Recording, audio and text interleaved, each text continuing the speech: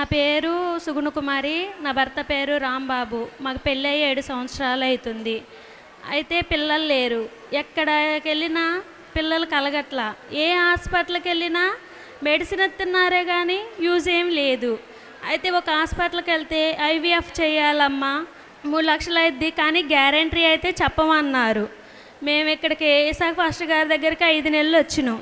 5 నెలలు వచ్చాక ఇంకా మధ్యలో మేము ఆగిపోయినాము. మా అత్తగారు చనిపోయిందని మేము ఆగిపోయాము.